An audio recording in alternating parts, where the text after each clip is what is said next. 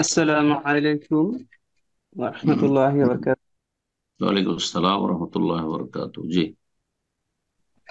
শেখ, আমার প্রশ্নটা ছিল যে জাকাত সম্বন্ধে, যে সোনার নিসাব ধরে জাকাত যদি দিই, চাঁদির নিসাব না ধরে।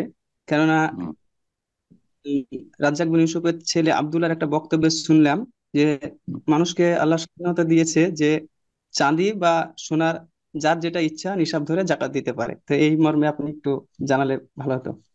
দলিল বলেছি। স্বর্ণের টাকা পৃথিবীতে ছিল না কাগজের টাকার আগে। স্বর্ণের নেশাব স্বর্ণ হবে, আর কাগজের নোট এসেছে চাঁদির টাকার, হ্যাঁ, এগনিস্টে।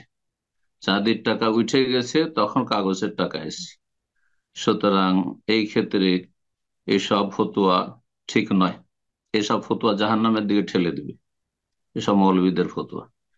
তার চাইতে অনেক বড় বড় আলেম, তাদের ওস্তাদদের ওস্তাদ, আমাদের ওস্তাদের ওস্তাদ, সমস্ত আহলে হাদিস সালাফি আলমারা, তারা বলেছেন জাকাত টাকা দিতে হবে আপনার চাঁদির নেশাবে। জি, স্বর্ণের নেশাবে না। ভুল ফতোয়া দিয়েছে যে দিয়েছে। আসসালামু আলাইকুম শেখ।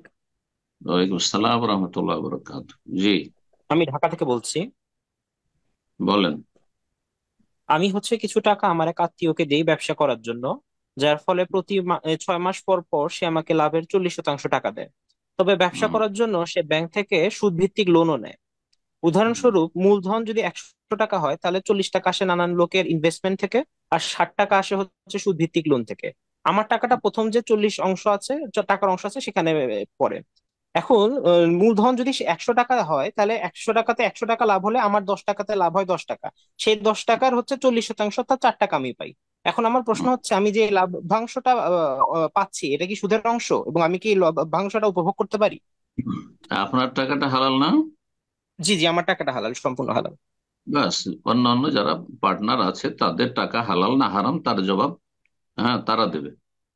আপনার ব্যবসার সাথে কোনো সম্পর্ক, আপনার হালাল। আপনার যে অংশ, সে অংশর লভ্যাংশ আপনাকে দেওয়া হচ্ছে, আর আপনার যে টাকাটা ইনভেস্ট করেছেন সেটা হচ্ছে আপনার হালাল, সুতরাং আপনার রুজি হালাল। জি।